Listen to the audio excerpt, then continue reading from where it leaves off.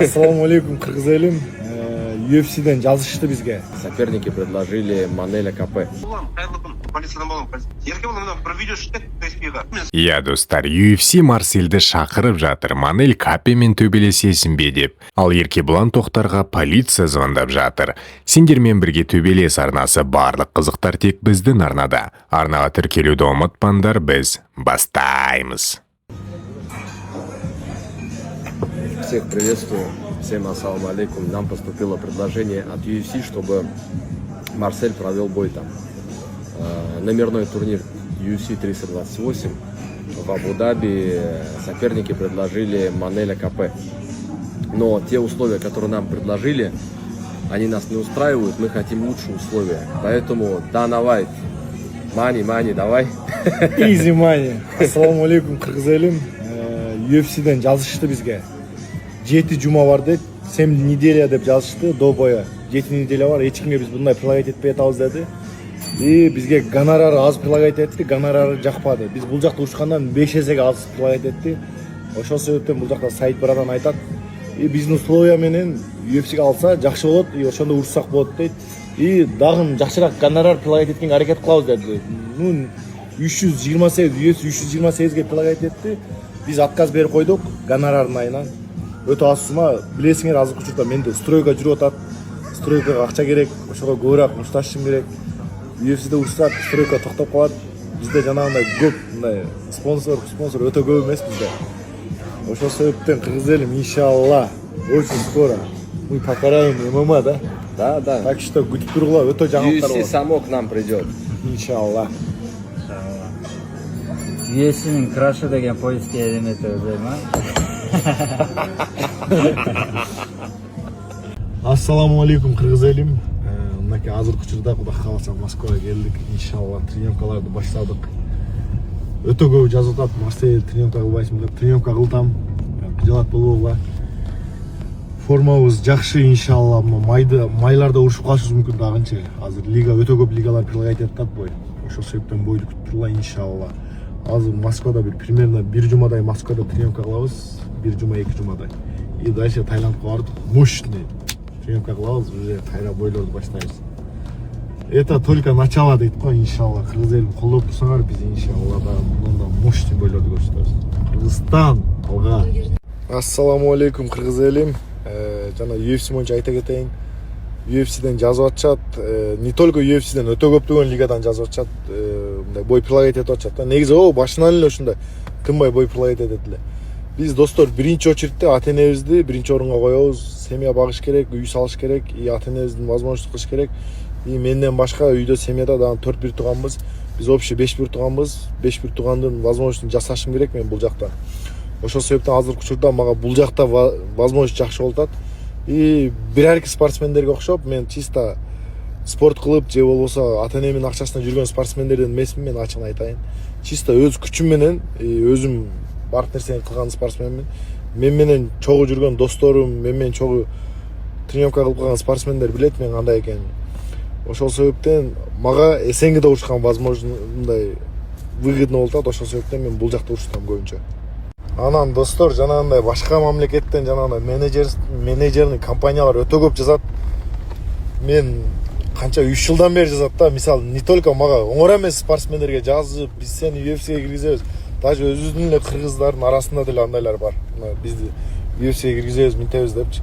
Уже мындай нерселерге уже кулак тоюп бүткөн биздикичи уже. Ошол себептен каерде возможность болуп атат, ошол жерде возможность кыла бериш керек. И токтобош керек, главный токтобош керек. Бизде бул жакта возможность берилип атабы, бул жакта ишти кыла бериш керек.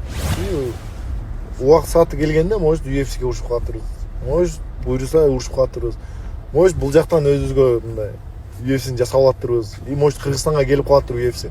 Мына биздин 55 миңдик аренабыз курулуп атат. Ошол жерге келип калса, Кудай кааласа, может ошол жерде урушуп калаттырбыз.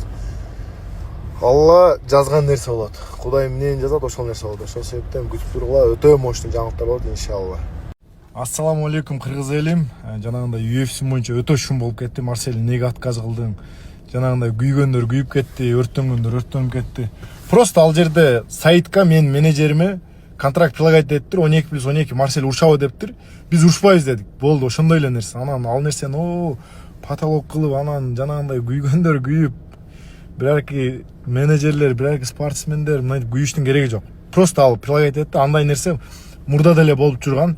Илья Тапурянын деле менеджерлери Марсель биз сени UFC'ге чыгара алабыз деп өтө көп сунуштаган.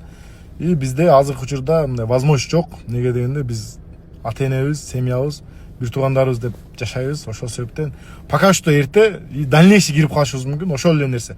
Просто менеджерге жазыптыр, сунуштаптыр, ушундай урушабы деп. Биз просто жок дедик, ошол эле нерсе. Ал нерсени потолок кылып биз болсок урушат элек, анан мындай эле дештин кереги жок. Так что Кыргызстан алга.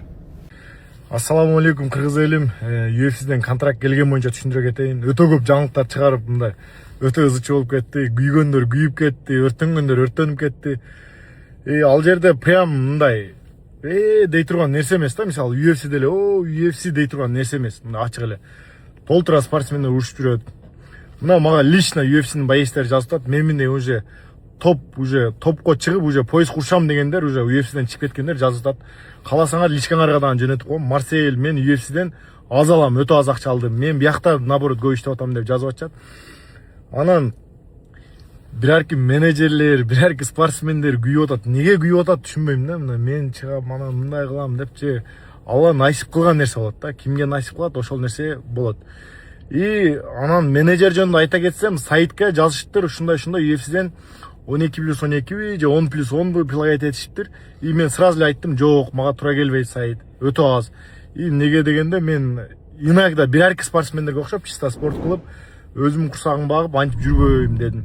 Мен лично ата-энеми, бир туугандарымдын полный словиясын кылып, менин айылдаштарым билет, лично Көгалма деген айылдан болгом, сурап алсаңар болот, полный ата-энемин, үкөлөрүмүн, эжелеримин бардыгына жардам берип мындай полный бир карайм семьяны. Ошол себептен мен азыркы учурда ачыгын айтайын, мен андан бир 5 эсе көп акча алам, реально. Ошол себептен мага туура келбейт деп айттым. И андай нерселер өтө көп мурун деле жазылган да мага. Мисалы Илья Тапурянын менеджери деле мынакей деп жазган. И менин жанагы Шермурат Халилов деген досума деле жазган экен, ошол именно ошол менеджерчи. И ага окшогондор толтура жазган, буга чейин деле толтура жазган. Негедир ушунусу хайп болбо деп потолок болуп кетти. Билбейм эмне себептен экен. Бирок буйруган нерсе болот, прям ушпайбыз, андай эмес. Может время келип, убакыт сааты келип биз жанагындай жагдайыбызды жасап алгандан кийин может урушуп калаттырбыз. Пока что бул жакта ата-энебиз бар, бир туугандарыбыз бар. И прям UFC космос, анан мындай дегендин кереги жок. Просто менеджерге жазыптыр, сунуштаптыр, биз отказ кылдык. Анан прям жанагы контрактты жөнөтүп анан мындай эмес, прям сунуштаптыр, 12+12 же 10+10 деп сунуштаптыр, урушабы деп. И жок дедик, просто ошондой эле нерсе. Анан ага жанагындай күйгөндөр күйүп, өртөнгөндөр өртөнүштү кереги жок, все нормально. Кыргыз элим биз биримдикте болсок жакшы. Казакстанды туура түшүнөбүз, неге дегенде тынбай жаңылыктар чыгарып турат. Чем Кыргызстанга караганда Казакстанда көбүрөөк чыгып атат. Ал жакты түшүнсөк болот. Ата Кыргызстанда дайыма биримдикте бололу, Кыргызстан алга. Иншалла биз спортту дагындай до конца жеткизебиз. Күйгөндөр күйөт, өртөнгөндөр өртөнөт, биз менен болгондор биз менен болот. Иншалла Кыргызстан алга. Ассаламу алейкум, Марсель! Кайдасың? Сакайга, еламана, бериңсер, майдабыз. Менің ойымша Марсельді мен алып қоя алам. Менде аяқ жылдам, қол жылдам, салмақ қолаудың керек емес. Сол үшін Марсель осы бойды ұйымдастырса қалай қарайсың? Ассаламу алейкум кыргыз элим. Дикий Аза деген мага вызов таштаптыр. Мен ойлойм, Октагон лигада ММАдан урсак, интересныйраак болуп калат деп. И ошол себептен по правило бокс болсо деле, ММА болсо деле, кулачка болсо деле, любой правиладан чыкканга даярмын. Дикий Аза. Лигалар прилагать этсе, любой момент, любой время даярбыз. И ойлоп калбаган анан. Марсель коркуп чыкпай атат же Марсель коркуп принимать этпей атат деп ойлоп калбаган. Просто очередь эми жетти сагачы. Ошол себептен сага эми жооп бердим. Дикий Аза, по правило бокс, кулачка, ММА, любой правило. Лигалар айтат, мен сразу даярмын. Ошол себептен урушам десе, лигалар прилагать этсин мага, менде задник жок. Любой время чыкканга даярмын. И жанагындай лапан уруп, жанагындай гантелдерди көтөрүп красивый кыла алышың мүмкүн. Ал нерсе жардам бербейт. Клеткага киргенде сен анан мен калабыз. И ошондой эле бул жерде Актилек Жолчубеков деген кыз таштаптыр. Бул бала менен эмне кайсы правилада чыгам? Бул урушалабы негизичи. Бул өзү же уруша албайт, же күрөшө албайт да. Ошол себептен мен ойлойм бул менен бул интересно силерге деле, көрүүчүлөргө деле. Неге дегенде бул ММАдан деле жакшы уруша албайт, кулачкадан менин блогер досум уруптур, эми ал, конечно, спортсмен эмес. И бул ак тилекке лигалар предлагать этсе деле, мисалы, Аза менен кошо бир күндө чыгып койгонго болот да. Ошол себептен Аза менен бокстан, кулачкадан урушканга болот. И ак тилек деген менен вообще никак го деп ойлойм да. Лигалар деле предлагать этпейт деп ойлойм. Ошол себептен вызовдарды только кабыл алып атам, вызов таштагандарды. И очередь менен 2 вызовду бирдей кабыл алып атам, көрүп атасыңар. Ошол себептен кыргыз элин колдоп тургула, иншалла, мощный бой көрсөтөт. Кыргызстан алга. Актылек Жолчубеков деген кыз таштапты. Бул бала менен мен кайсы правилада чыгам? Бул ушалабы негизичи. Бұның жұмысы қазір тек қана видео түсіріп жатыр. Осындай кішкене слабыйлау деген адамдар таңдап алады. Сөйтеді да бұл ұршамайды. Бұл не ММА жоқ, не күресамайды деп. Бұл жұмысы осы болып тұр да. Бұған мықты боецтер өзіп тастады негізі. Санжар деген сияқты анау наматта көрдіңдер. Бұлардан бұл отказ береді да. Сәл слабыйлау, ұтамау деген адамдар таңдап алады да бұл. Менин блогер досум уруптур, эми ал, конечно, спортсмен эмес. И бул ак тилекке блогер досым ұрып тұр дейді. Кім бұның блогер досы? Мен көрген мысалға Арген дегенмен бокстап жүрді. Блогер досы. Ол Аргенді, мен былайша айтқанда, Аргенмен бірінші бокстасып, содан кейін мені осы Марсель семен бокстаса алам. Қазір сондай деңгейдемін да. Бұл наматта жүріп, мен ең қымбат боецпін деп айқайлайды да, енді бой таппай жүр. Кімді ұрып асам екен, кім оңай екен деп іздеп жүр ғой. Марсель, мен саған датаны жазып жібергем.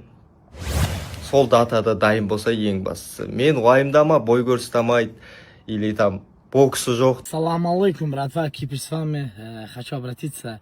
Именно это мое обращение всем хайпажорам, но одно, это отдельно, конечно, да, вот Марселю, да, хочу ему сказать, мы вчера с ним общались, обсуждались, так скажем, да, мне без разницы, сколько он гонорар получает. Я готов без гонорара драться. Вот клянусь, я без гонорара хочу драться. И хочу доказать, что он хорошо, он в грэпплинге сильнее меня, но в кулачке я ему есть шансов не дам. Вот это челюсть здесь, хоть он какие химии в себе уколил и вышел, не чувствовал, да, я без ничего, вот, челюсть у меня сильнее бывает же. Так что просто вот бросай, вот сюда дышка возьми, скажи, я готов и прилетай, подеремся. Это деньги здесь, которые гонорар, ты говоришь, я готов оплачивать. Я готов, это же сумма оплачивать. Так что в следующем месяце можем Алашбрать и подраться. Алашбрать нам все условия предоставляет. Я готов им даже сказать, что мои гонорары есть, мои гонорары. Мне не давали, тебе давали только гонорар. Я готов выходить за свой честь, драться и доказать всем зрителям то, что есть. Я и могу еще делать, и могу то, что уронят, бывает же. Так что, братва, многие хейтеры есть, которые за моей спиной что угодно говорите.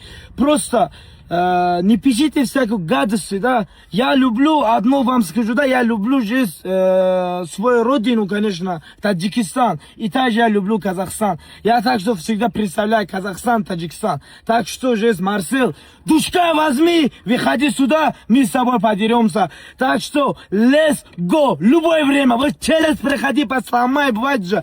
Приходи просто, я тебя жду. Алашбрать 24/7 нам предоставили, и будет они предоставлять. Почему? Потому что здесь нам, это же наш бой, это уже зрители даже ждет этого, понимаешь? Это грэпплинг, ты выиграл, это не означает, что ты сильнее меня, понимаешь? Так что, Марсель, не убегай, будь мужчиной, приходи сюда, я тебя накормлю деньгами. Ты что, деньги увидел, стал высокомерным. Иә достар, Марсель UFC'ге кіреме жоқ па, өз ойларында комментарияға жаза кетіндер. Келесі кіммен шығады, оны да жазып кетіндер. Сендермен болған төбелес арнасы, барлық қызықтар тек біздің арнада. Арнаға тіркелуді ұмытпаңдар, қош аман, сау болыңдар.